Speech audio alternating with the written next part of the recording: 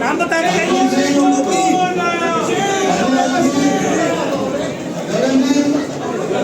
गगनदीप इतना कुछ होता है यार।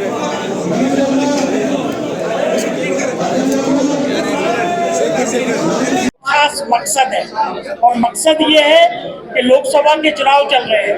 लोकसभा के चुनाव मतलब होता है लोकतंत्र का महापर्व और लोकतंत्र के महापर्व पे सबसे ज्यादा जो लोकतंत्र को मजबूत करने का काम किया है वो जे.एंड.कश्मीर ने किया है और कश्मीर में भी बारामूला ने किया है, क्योंकि इतिहास में पहली बार 56% वहाँ के लोगों ने पोलिंग की है। ये लोकतंत्र के लिए हमारे लिए बहुत गर्व की बात है और उन पर तमाचा है जो अलगाववादी होते थे या जो आतंकवाद की बात करते थे, और 370 का हटाना मोदी जी का बिल्कुल सही साबित हुआ है, ये भी पूरी तरीके से तय हो। एक तो ये बात है। दूसरा ये है कि लोकसभा के चुनाव में जो हम लोगों को फीडबैक आ रही है उसके हिसाब से मोदी जी ने जो 400 पार का नारा रखा था वो नारा 2 जून को पूरी तरीके से कामयाब होने जा रहा है। मतलब ये हुआ कि एनडीए 400 से ज्यादा सीटें जीतने जा रही है, नंबर 1। और नरेंद्र मोदी जी तीसरी बार 4 या 7 तारीख को देश के प्रधानमंत्री की शपथ लेने जा रहे हैं। यह भी देश की जनता को इसके लिए बधाई के पात्र हैं। और ये जब मैं बात कहता हूँ तो ऐसे ही नहीं कहता हूँ।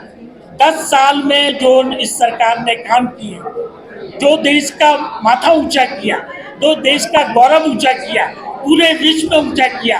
आपने देखा होगा कि G20 का कितना सफल प्रायोजन किया, राम मंदिर कितने सफल तरीके से बनाया, गरीबों को कैसे मुफ्त अनाज देके उन्होंने भोजन की व्यवस्था की, गरीबों को शौचालय बना के दिए, गरीबों को मकान बना के दिए और स्किल इंडिया डेवलपमेंट खोला, इंडस्ट्रीज को आने के लिए तरह तरह की सुविधाएं प्रदान की। और मुझे ये बताते खुशी है कि जम्मू एंड कश्मीर में भी डेवलपमेंट हो रहा है। और जब मैं डेवलपमेंट कहता हूँ तो कहता हूँ कि एम्प्लॉयमेंट जनरेट हो रहा है। उसका एक उदाहरण है कठुआ जिले में खास तौर से इंडस्ट्रियल एरिया बनाया गया और उसमें इंडस्ट्रिस्ट आए, अपने कारखाने वहाँ लगाएं।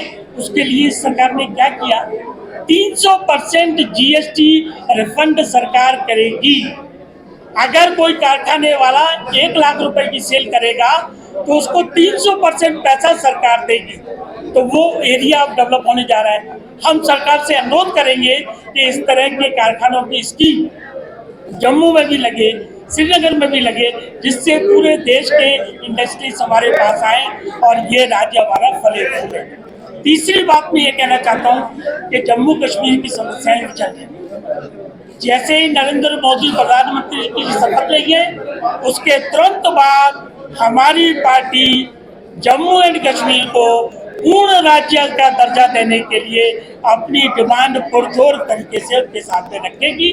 और चूंकि हम एनडीए के घटक पार्टी हैं तो हमको ये विश्वास है कि वो